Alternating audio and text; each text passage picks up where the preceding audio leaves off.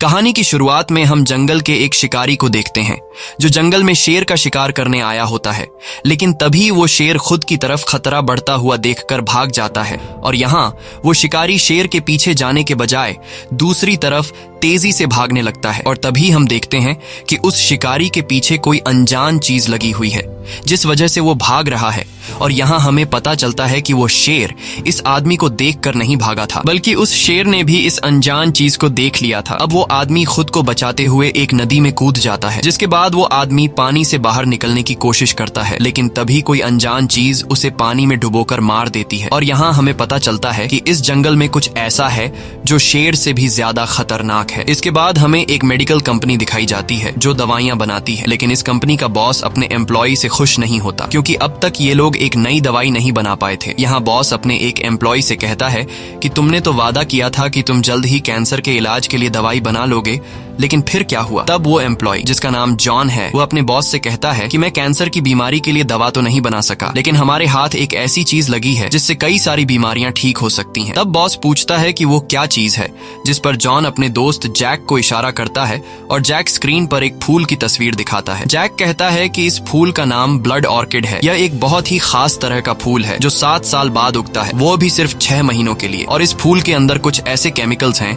जो इंसान के सेल्स की उम्र को बढ़ा सकते हैं। इस फूल से बनने वाली दवाई से इंसान में जो बीमारियां होती हैं वो खत्म हो जाती हैं। साथ ही इससे बनने वाली दवाई को इस्तेमाल करने के बाद वो इंसान जवान रहता है और वो इंसान लंबे समय तक जी सकता है। इसीलिए अगर हम लोगों ने इस फूल को हासिल कर लिया तो हमारी कंपनी को बहुत फायदा होगा और हम बहुत सारा पैसा कमा सकते हैं। लेकिन ये फूल सिर्फ बोर्नियो के जंगल में है और अब ये फूल सिर्फ अगले 2 हफ्तों तक खिला रहेगा, जिसके बाद ये फूल मुरझा जाएगा। इसलिए अगर हमने इसे जल्दी हासिल नहीं किया तो हमें 7 साल तक दोबारा इस फूल के उगने का इंतजार करना होगा। ये सुनकर कंपनी का जो बॉस होता है वो अपने एम्प्लॉय से कहता है कि तुम लोग जल्दी से बोर्नियो जाओ और इस फूल को किसी भी कीमत पर हासिल करो। जिसके बाद 6 लोगों की एक टीम इस फूल को लाने के लिए तैयार हो जाती है और यह लोग बोर्नियो पहुंच जाते हैं। लेकिन बोर्नियो के जंगल में जाने के लिए इन्हें नदी को पार करना होगा और इस समय तेज बारिश हो रही होती है, इसलिए कोई भी अपनी बोट को पानी में नहीं ले जाना चाहता क्योंकि आज मौसम बहुत खराब होता है। और तभी यहाँ विल नाम का एक बोट का मालिक इन लोगों को नदी पार कराने के लिए तैयार हो जाता है, लेकिन इसके लिए विल काफी मोटी रकम मांगता है। अब इन लोगों के पास ज्यादा टाइम नहीं था क्योंकि अब सिर्फ इनके पास उस फूल को हासिल करने के लिए 2 हफ्ते बचे थे। इसलिए यह लोग विल को मुंह मांगी रकम देने के लिए तैयार हो जाते हैं,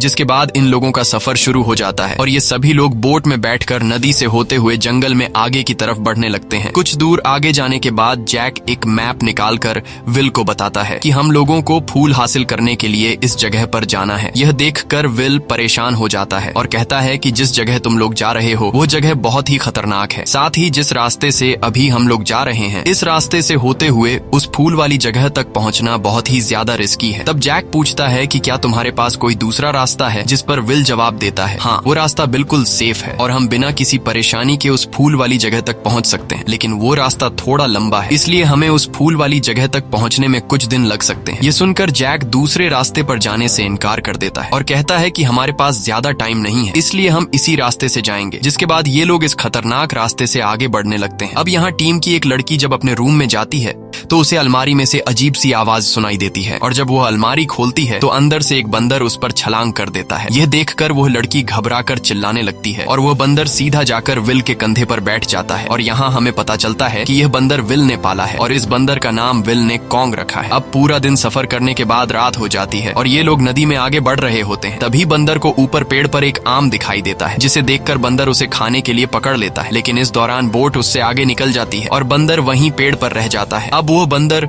बोट तक पहुंचने के लिए जंगल के रास्ते से जाने लगता है, लेकिन तभी उसके पीछे कोई चीज पड़ जाती है, जिसे देखकर बंदर घबरा जाता है और खुद को बचाते हुए वो एक पेड़ पर चढ़ जाता है। वहीं अगली सुबह विल अपने बंदर को ढूंढ रहा होता है, लेकिन उसे बंदर कहीं पर भी नहीं मिलता। इसी दौरान टीम की एक लड़की सैटेलाइट फोन पर किसी से बात कर रही होती है, लेकिन सैटेलाइट फोन के सिग्नल ठीक से नहीं आ रहे होते, इसीलिए वो लड़की सिग्नल लाने के लिए बोट के किनारे पर आ जाती है और तभी जोर आने की वजह से बोट के किनारे का एक छोटा सा गेट खुल जाता है, जिससे वो लड़की नीचे पानी में गिर जाती है। अब यहाँ वो लड़की वापस बोट पर आने की कोशिश करती है और बाकी लोग भी एक स्टिक की मदद से इस लड़की को बोट पर खींचने लगते हैं। लेकिन तभी इस लड़की पर एक मगरमच्छ हमला कर देता है, जिसे देखकर विल बिना कुछ सोचे समझे पानी में कूद जाता है और मगरमच्छ से लड़की को बचाने की कोशिश करता है। अब यहाँ विल उस लड़की की जान तो बचा लेता है, लेकिन वह मगरमच्छ अब विल पर हमला कर देता है और विल खुद को बचाते हुए एक चाकू निकालकर उस मगरमच्छ पर कई वार करता है, जिससे वो मगरमच्छ मारा जाता है और विल वापस ऊपर बोट पर आ जाता है। जिसके बाद ये लोग फिर से आगे की तरफ बढ़ने लगते हैं और यहाँ हम देखते हैं कि उस मरे हुए मगरमच्छ को कोई पानी के अंदर खींच लेता है। अब ये लोग जब कुछ दूर आगे जाते हैं तभी ऊपर से वह बंदर इनके खाने के टेबल पर कूद जाता है। वो बहुत ज्यादा घबराया हुआ होता है, जैसे उसने कोई खतरनाक चीज देख ली हो। तब विल उसे अपने कंधे पर बिठाकर शांत करता है। अब आगे बढ़ते हुए रात हो जाती है और तभी जोरदार बारिश शुरू हो जाती है, जिसे देखकर विल जैक से कहता है कि बारिश बहुत ज्यादा तेज है और बारिश की वजह से नदी का पानी का बहाव भी बढ़ गया है, इसीलिए हमें कुछ देर तक बारिश के रुकने का इंतजार करना चाहिए। अगर हम आगे बढ़े तो हमारी जान भी जा सकती है। लेकिन जैक कहता है कि हमारे पास टाइम नहीं है और हम जिस फूल को हासिल करने जा रहे हैं उसके लिए सिर्फ 1 हफ्ता रह गया है। अगर इस 1 हफ्ते में हमने उस फूल को हासिल नहीं किया तो फिर हमें 7 साल तक उस फूल के दोबारा उगने का इंतजार करना पड़ेगा, इसलिए हमें जल्द ही उस जगह तक पहुंचना होगा। ये सुनकर विल जैक से कहता है कि ठीक है, मैं तुम्हें इस खराब मौसम में वहां तक पहुंचा दूंगा, लेकिन इसके लिए तुम्हें $50,000 एक्स्ट्रा मुझे देने होंगे। तब जैक इसके लिए मान जाता है। अब आगे बढ़ते हुए सुबह हो जाती है और यह लोग एक ऐसी जगह पर पहुंचते हैं जहां पर ढेर सारी लकड़ियां पानी के ऊपर तैर रही थीं। यह देखकर विल समझ जाता है कि आगे एक पानी का बहुत ही बड़ा झरना आने वाला है, इसीलिए विल बोट को घुमाने की कोशिश करता है। लेकिन तभी बोट का स्टीयरिंग जैम हो जाता है, जिस वजह से इनकी बोट लगातार सीधा आगे बढ़ना शुरू हो जाती है। यह देखकर विल घबरा जाता है क्योंकि आगे झरना आने वाला था, इसीलिए वो बोट पर मौजूद सभी लोगों को उठा देता है। अब यहाँ बाकी लोगों के साथ मिलकर विल बोट को रिवर्स करने की कोशिश करता है, लेकिन तभी बोट का इंजन ही बंद हो जाता है और अब यह लोग उस झरने के भी काफी करीब आ चुके थे। ये देखकर विल समझ जाता है कि अब हमें कोई भी नहीं बचा सकता, इसीलिए वो सभी लोगों से कहता है कि बोट में तुम लोगों का जितना भी जरूरी सामान है उसे उठा लो। और इसके बाद इनकी बोट एक बहुत बड़े झरने से नीचे गिर जाती है। लकीली झरने से नीचे पानी में गिरने के बाद किसी की जान तो नहीं जाती, लेकिन इनकी बोट पूरी तरह से तबाह हो जाती है और यह लोग तैरते हुए किनारे पर आ जाते हैं। अब यह लोग बहुत ज्यादा परेशान होते हैं क्योंकि यह लोग जंगल के बीचों बीच फंस चुके थे और अब इनके पास वापस जाने के लिए भी बोट नहीं थी। तब विल सभी को बताता है कि यहाँ से कुछ ही दूरी पर एक दूसरी नदी है, वहां पर मेरा एक दोस्त बोट चलाता है।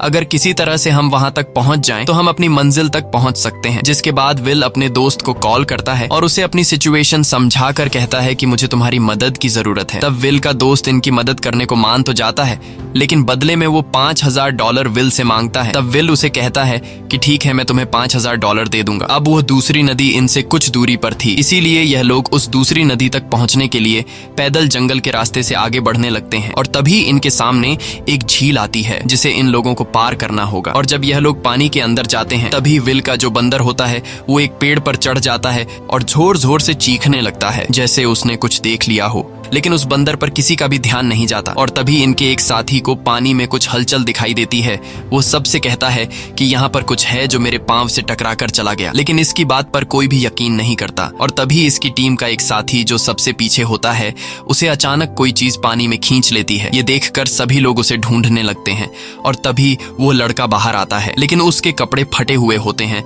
और वो बुरी तरह से घायल होता है। अब इससे पहले कि यह लोग कुछ समझ पाते तभी इनके सामने एक बड़ा एनाकोंडा पानी से निकलकर उस लड़के पर हमला कर देता है। यह देखकर सबकी चीखें निकल जाती हैं और वो एनाकोंडा देखते ही देखते उस लड़के को इनके सामने मार डालता है। जिसके बाद यह लोग खुद को बचाते हुए दौड़कर पानी से बाहर आ जाते हैं और अब ये लोग बहुत ज्यादा डर चुके हैं क्योंकि इतना बड़ा सांप उन्होंने कभी भी नहीं देखा था।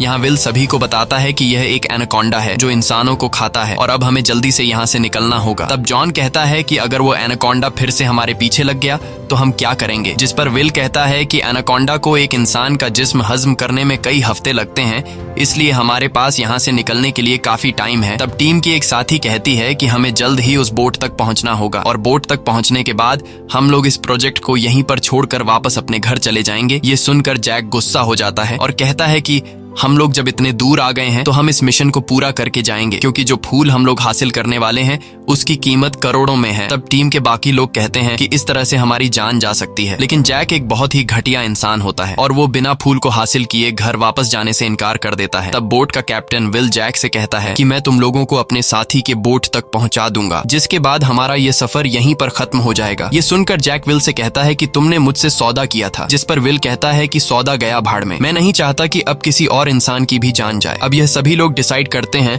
कि पहले हम लोग बोट तक पहुंचेंगे और बोट पर पहुंचने के बाद हम लोग फैसला करेंगे कि हमें घर वापस जाना चाहिए या फिर उस फूल को हासिल करना चाहिए। जिसके बाद यह सभी लोग जंगल में होते हुए आगे बढ़ना शुरू कर देते हैं। रास्ते में विल सोफिया से कहता है कि मैंने जैक को इस खतरे के बारे में पहले से बता दिया था, पर उसने मुझे $50,000 एक्स्ट्रा देने का वादा किया और कहा कि इस बारे में तुम किसी से भी बात नहीं करोगे, इसलिए जैक की कोई गलती नहीं है, इसमें सारी गलती मेरी है। मुझे तुम लोगों को वक्त पर जंगल के खतरे के बारे में बता देना चाहिए था। अब ये लोग जब बोट की तरफ बढ़ रहे होते हैं तभी पीछे से ये लोग देखते हैं कि इनके साथी के कंधे पर कोई ब्लैक कलर की चीज चिपकी हुई है और जब विल उसका शर्ट ऊपर करता है तो इन लोगों को पता चलता है कि खून चूसने वाले छोटे छोटे क्रीचर उसके पूरी बॉडी पर चिपक चुके हैं। और अब विल लाइटर जलाकर एक एक करके उन सभी क्रीचर को निकाल लेता है। अब काफी देर तक पैदल सफर करने के बाद ये लोग काफी थके हुए होते हैं, इसीलिए सभी एक जगह पर इकट्ठा होकर बैठ जाते हैं। अब जैसे ही जॉन जूता पहनने वाला होता है तभी इनका एक चाइनीज साथी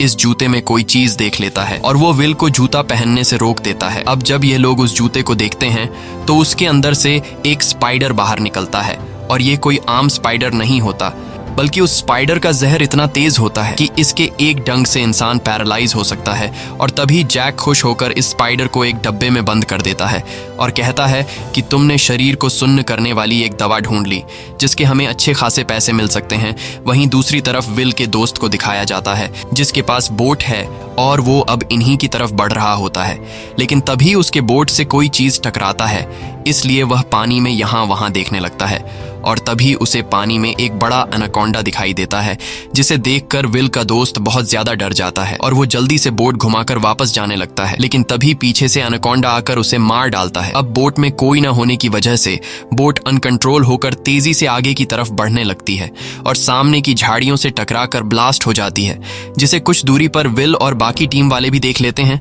अब यह लोग दौड़ते हुए उस बोट तक पहुंचते हैं जहां ये लोग देखते हैं कि बोट पूरी तरह से तबाह हो चुका है। ये देखकर सभी लोग बहुत ज्यादा उदास हो जाते हैं क्योंकि यह बोट इनकी यहां से निकलने की आखिरी उम्मीद थी। अब यह लोग उस बोट में सामान ढूंढने लगते हैं और जितना भी बचा कुचा हुआ जरूरत का सामान होता है ये लोग उसे उठा लेते हैं, लेकिन जिस चीज की इन्हें तलाश थी वो चीज इन्हें नहीं मिलती। दरअसल इन्हें लगा कि इस बोट पर शायद इन्हें सैटेलाइट फोन मिल जाए ताकि ये लोग सैटेलाइट फोन की मदद से खुद के लिए मदद बुला सके, लेकिन इन्हें यहाँ पर कोई भी सैटेलाइट फोन नहीं मिलता। और अब ये लोग बहुत ज्यादा परेशान होते हैं क्योंकि इनके पास यहाँ से निकलने का कोई भी रास्ता नहीं था और इन लोगों को कुछ समझ नहीं आ रहा था कि यहाँ से कैसे निकल जाए। तब इनका चाइनीज साथी कहता है कि यहाँ पर आदिवासी लोग रहते हैं जो हजारों सालों से यहीं इस जंगल में है, इसलिए अगर हम उन्हें ढूंढ लें तो हो सकता है कि वो हमारी कोई मदद करें। इस लड़के की बात सभी को ठीक लगती है, जिसके बाद ये सभी लोग आदिवासी कबीले को ढूंढने निकल पड़ते हैं और कुछ ही दूर जाने के बाद इन्हें विल के उस बोट वाले दोस्त की डेड बॉडी मिलती है जिसे कुछ देर पहले बोट में एनाकोंडा ने खा लिया था और अब उस एनाकोंडा ने उसे उगल दिया था। यह देखकर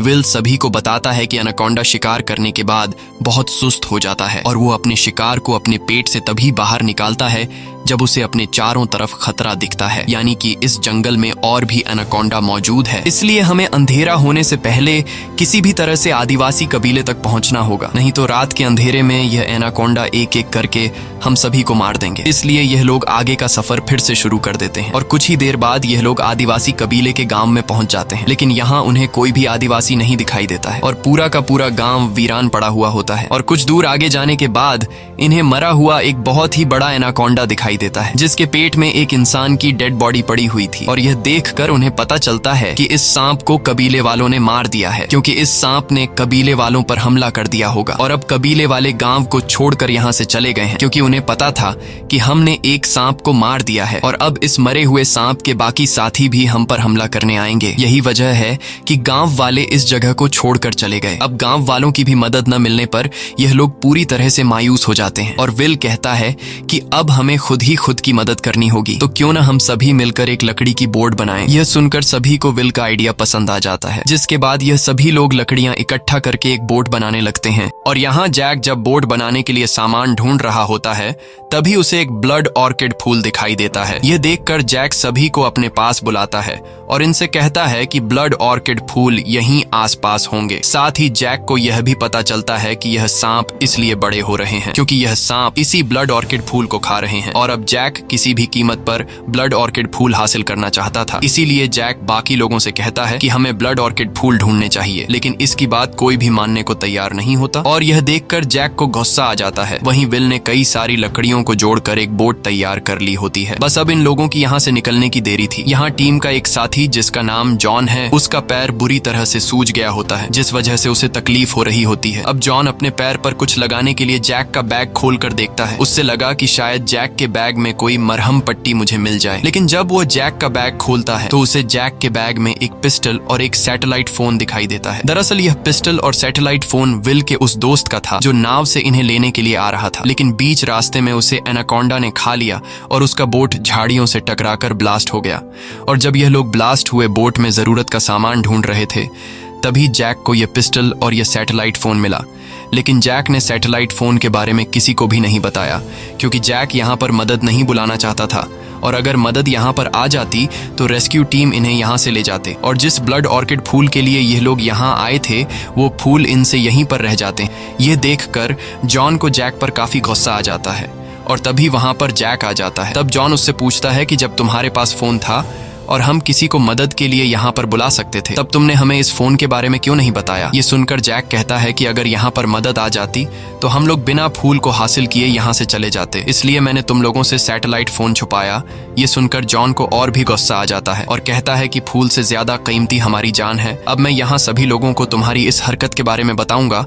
यह कहकर जॉन उसी सैटेलाइट फोन से पुलिस को कॉल करके यहाँ मदद के लिए बुलाने लगता है। लेकिन इससे पहले कि जॉन की पुलिस से बात हो पाती, तब जैक डब्बे में बंद उस जहरीले स्पाइडर को जॉन के हाथ पर फेंक देता है और वह स्पाइडर जॉन को काट लेता है, जिसके काटने से जॉन बुरी तरह से तड़पने लगता है।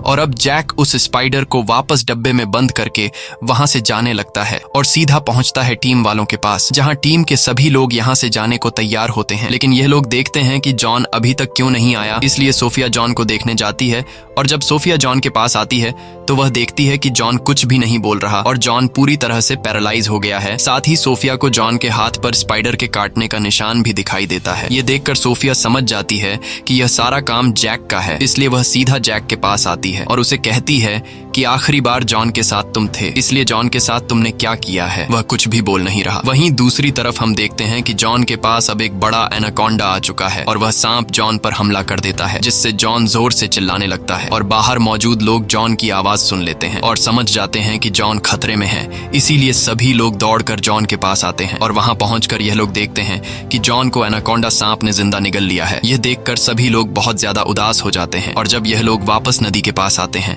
तो देखते हैं कि इन्होंने जो बोट बनाई थी उसे जैक अकेले चुरा कर ले गया है। ये देखकर सभी लोग बहुत ज्यादा मायूस हो जाते हैं, क्योंकि अब यह लोग फिर से यहाँ फंस चुके हैं और अब यहाँ एनाकोंडा भी आसपास घूम रहा था।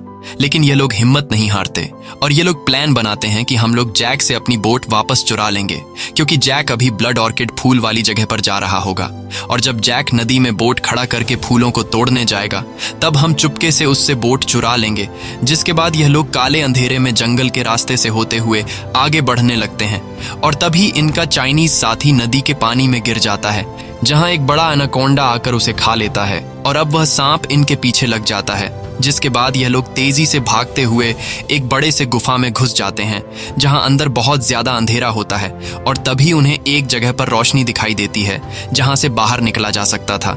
जिसके बाद यह लोग एक एक करके वहां से बाहर निकल आते हैं, लेकिन जैसे ही इनका आखिरी साथी उस सुरंग से बाहर निकल रहा होता है तब वह उस सुरंग में फंस जाता है। अब जैसे ही सभी लोग मिलकर उसे बाहर निकालते हैं तभी वह एनाकोंडा अपना सर बाहर निकालकर उसे खाने की कोशिश करता है, लेकिन यहाँ सोफिया एक तलवार से उस एनाकोंडा का सर काटकर उसे मार देती है और अपने साथी की जान को बचा लेती है। लेकिन तभी पीछे से एक दूसरा एनाकोंडा आता है और इनके उसी साथी को उठाकर ले जाता है जिससे अभी इन्होंने बचाया था। अब यहाँ विल उस एनाकोंडा का पीछा करने लगता है और जैसे ही वह एनाकोंडा एक पेड़ पर चढ़कर इनके साथी को खाने वाला होता है, तभी नीचे से विल उस एनाकोंडा के सर पर एक चाकू दे मारता है, जिससे वह एनाकोंडा मारा जाता है और वह एनाकोंडा इनके साथी को छोड़ देता है। वहीं दूसरी तरफ जैक को दिखाया जाता है, जो ब्लड ऑर्किड फूल वाली जगह तक पहुंच जाता है, जहां उसके सामने ढेर सारे ब्लड ऑर्किड फूल थे। और इन फूलों को देखकर जैक काफी खुश हो जाता है, क्योंकि वो इन फूलों से मालामाल होने वाला था। वहीं बाकी टीम वाले जैक का पीछा करते हुए जैक तक पहुंच जाते हैं और ये सभी लोग छुपके से जैक पर नजर रख रहे होते हैं। और जैसे ही जैक फूल काटने के लिए जाता है, तब मौके का फायदा उठाते हुए यह लोग जल्दी से उस जगह पर जाते हैं जहां जैक ने बोट खड़ी की थी। पर इससे पहले कि यह सब लोग बोट लेकर वहां से निकलते, जैक इनकी आवाज सुन लेता है और तभी जैक यहां पहुंचकर सभी लोगों को गन पॉइंट पर ले लेता है। अब सभी के दिल में अपना खौफ पैदा करने के लिए जैक विल के कंधे पर शूट करता है, जिससे विल बुरी तरह से घायल हो जाता है और यह देखकर बाकी लोग काफी डर जाते हैं। अब जैक इन लोगों के डर का फायदा उठाते हुए सोफिया को एक बैग देता है और उस पर बंदूक तानकर उसे कहता है कि तुम्हें ब्लड ऑर्किड फूल लाने होंगे, अगर तुमने इनकार किया तो मैं तुम्हें मार दूंगा। अब न चाहते हुए सोफिया फूल लाने के लिए तैयार हो जाती है और वो बैग लेकर उन फूलों की तरफ आगे बढ़ने लगती है। लेकिन उन फूलों को हासिल करने के लिए सोफिया को एक गिरे हुए पेड़ के ऊपर से जाना पड़ता है और जब वह नीचे गड्ढे में देखती है तो नीचे 2 मेल और फीमेल एनाकोंडा होते हैं जो मीटिंग कर रहे होते हैं। यह देखकर सोफिया बहुत ज्यादा घबरा जाती है और दिल पर पत्थर रखकर आगे बढ़ते हुए उन फूलों तक पहुंच जाती है, जिसके बाद वह जल्दी से फूलों को तोड़कर बैग में भरने लगती है। और जब वह बैग को फूलों से भरकर वापस आ रही होती है, तब वह जैक से कहती है कि तुम्हें बंदूक नीचे फेंकना होगा, नहीं तो मैं ये फूलों से भरा हुआ बैग नीचे गिरा दूंगी। ये सुनकर जैक गुस्सा हो जाता है और वह उसकी दोस्त की तरफ गोली चलाकर कहता है कि अगर तुमने ये बैग मेरी तरफ नहीं फेंका तो मैं तुम्हारी दोस्त को मार दूंगा। अब सोफिया को मजबूरी में वह बैग उसकी तरफ फेंकना पड़ता है और जैसे ही जैक उस बैग को उठाता है, तभी पीछे से विल उस पर हमला कर देता है, जिस वजह से जैक के हाथ से वो बैग छूटकर दूर जाकर गिरता है और उस बैग में जो स्पाइडर होता है वो बैग से बाहर निकल आता है। अब जैसे ही जैक दोबारा से बैग को उठाकर अपने कंधे पर टांगता है, तभी वह स्पाइडर जैक को काट लेता है, जिस वजह से जैक की बॉडी पैरालाइज हो जाती है और जैक फूलों से भरे हुए बैग के साथ नीचे गड्ढे में गिर जाता है, जहां पर 2 बड़े बड़े एनाकोंडा होते हैं। अब यहाँ सोफिया अपने दोस्तों की तरफ जाने की कोशिश कर रही होती है, लेकिन तभी वह भी नीचे पानी में गिर जाती है। लकीली इस वक्त उन 2 एनाकोंडा का ध्यान जैक की तरफ होता है, इसलिए एक एनाकोंडा जैक को पकड़कर मार डालता है और मौके का फायदा उठाते हुए सोफिया जल्दी से ऊपर अपने दोस्तों के पास आ जाती है। लेकिन तभी एक एनाकोंडा इन्हें देख लेता है और वह इनके पीछे आने लगता है। अब यहाँ इनकी एक साथी समझदारी से काम लेते हुए एक ऑयल का कैन उठाती है और चिल्लाकर उस एनाकोंडा को खुद की तरफ अट्रैक्ट करती है, जिसके बाद वह एनाकोंडा उस लड़की पर हमला करके उसके हाथ में पकड़े हुए ऑयल के कैन को मुंह में ले लेता है। अब यहाँ मौके का फायदा उठाते हुए विल जल्दी से उस एनाकोंडा के मुंह पर गोली चलाने की कोशिश करता है ताकि उसके मुंह में रखा हुआ कैन ब्लास्ट हो सके, लेकिन उसके गन में गोलियां खत्म हो गई होती हैं और तभी इनका दूसरा साथी एक फ्लेयर गन से सीधा एनाकोंडा के मुंह पर फायर करता है, जिससे उसके मुंह में आग लग जाती है और वह वापस अपने उसी गड्ढे में गिर जाता है जहां पर एक दूसरा एनाकोंडा है। और तभी एनाकोंडा के मुंह में जो ऑयल का कैन होता है